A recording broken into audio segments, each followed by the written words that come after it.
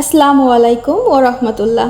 Welcome back to my YouTube channel craft and stitch studio.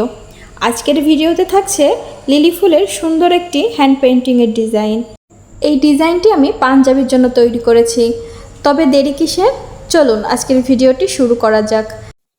First of all আমি diamond colour pencil দিয়ে ড্রয়িংটি complete করে নিয়েছি এবং আমার পাঞ্জাবির নিচে মোটা একটি বোর্ড কাগজ ব্যবহার করেছি।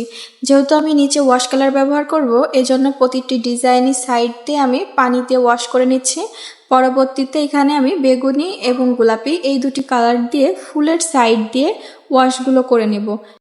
ওয়াশ কালার ব্যবহারের সময় একটি বিষয় খেয়াল রাখবেন, কাপড়টা যেন অবশ্যই ভিজা থাকে। শুকনা কাপড়ে আপনি যেই কালারই ব্যবহার করেন, ভিজা না থাকলে ছোপ ছোপ সেই কালারের কিন্তু দাগ হয়ে যাবে পরবর্তীতে। এজন্য তুলি এবং কাপড় দুটোই ভিজা রাখবেন। এখানে আমি পাতার জন্য হলুদ, গাঢ় সবুজ এবং হালকা সবুজ এই তিনটি কালার দিয়ে আমি পাতার সাইড দিয়েও ফুলের মতো করেই ওয়াশ কালারটা ব্যবহার করে নেব। এখানে আপনারা চাইলে যে কোনো একটি কালার দিয়ে ওয়াশ করতে পারেন, অথবা আমার মতো মিক্সড আপ করেও কালার দিয়ে ওয়াশ করতে পারেন। তো এইভাবে আমি প্রতিটি পাতার সাইড দিয়ে ওয়াশ করে নিব। পরবর্তীতে আমি ফুলের জন্য ব্যবহার করছি এখানে নীল কালার এবং সাদা কালার, এবং আমি প্রতিটি ফুলের উপরে সাদা কালার দিয়ে একটি প্রলেপ দিয়ে নিয়েছি এবং সেটা শুকানোর পরেই আমি কালার অ্যাপ্লাই করব, তাহলে কালারটা পারফেক্টভাবে আসে। আপনারা চেষ্টা করবেন সাদা কালার প্রলেপটি শুকানোর পরে দেন কালারটি অ্যাপ্লাই করার, তাহলে আপনার কাঙ্ক্ষিত রেজাল্টটি আপনি পেয়ে যাবেন ইনশাল্লাহ। এখানে আমি গাঢ় নীল কালার অল্প পরিমাণে নিব এবং তার সাইড দিয়ে সাদা কালার দিয়েই আমি কালারের শেডটি তৈরি করব। প্রথমে হচ্ছে আপনি গাঢ় নীল কালার অল্প পরিমাণে নেবেন, বেশি নিলে কিন্তু সাদা কালারের শেড দিলেও শেডটি আসতে যাবে না। সাইড দিয়ে গাঢ় নীল কালার দিয়ে এবং মাঝের থেকে সাদা কালার নিয়ে একটি করে টান দিলেই দেখবেন হালকা কালারের একটি শেড তৈরি হয়ে গিয়েছে। অনেকেই আছে যারা এই হালকা আকাশি কালারটা ব্যবহার করে, তাতে কিন্তু এত পারফেক্টলি আর কি কালারটি ব্লেন্ড হয় না বা দুটো মিক্সড হয়ে আরও গাঢ় হয়ে যায়। আপনারা চেষ্টা করবেন যে কোনো একটি গাঢ় কালারের সাথে সাদা কালার ব্যবহার করেই তার হালকা কালারটা নিয়ে আসার, তাহলে আপনার ডিজাইনের যে শেড কালারের সেটা অনেক ভালোভাবে আসবে আশা করা যায়।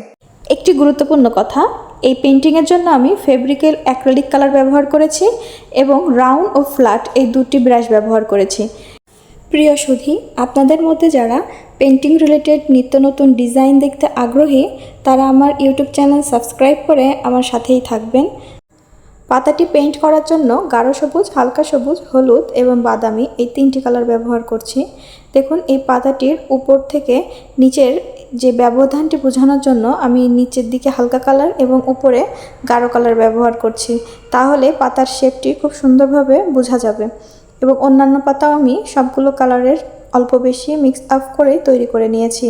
দেন আমি ফুলের পাশের ডাল এবং পাতার সাইড থেকে যে ছোট ছোট ডাল ব্যবহার করেছি সেগুলোতে আমি গাঢ় সবুজ কালার ব্যবহার করব এবং পাতার শিরার জন্য আমি গাঢ় সবুজ কালার ব্যবহার করব এবং অন্যান্য পাতার সাইড দিয়ে আমি বর্ডার লাইনও করে নিব গাঢ় সবুজ কালার দিয়ে। পরবর্তীতে ফুলটি হাইলাইট করার জন্য এখানে আমি সাদা কালার ব্যবহার করছি এবং আমার এই তুলির নাম্বারটি হচ্ছে 0 নাম্বার। হাইলাইট করার সময় চেষ্টা করবেন সব থেকে চিকন তুলি দিয়ে হাইলাইট করতে, তাহলে অনেক সুন্দর ফলাফল পাবেন। তো এইভাবে আমি পুরো ফুলগুলা হাইলাইট করে নিচ্ছি। ফুলের রেণু দেওয়ার জন্য এখানে আমি কালো কালার দিয়ে রেণুর স্টিকগুলো এঁকে নিচ্ছি এবং হলুদ কালার দিয়ে ফুলের রেণুগুলো দিয়ে নেব। আজ এখানেই বিদায় নিচ্ছি, দেখা হবে নতুন ভিডিওর সাথে।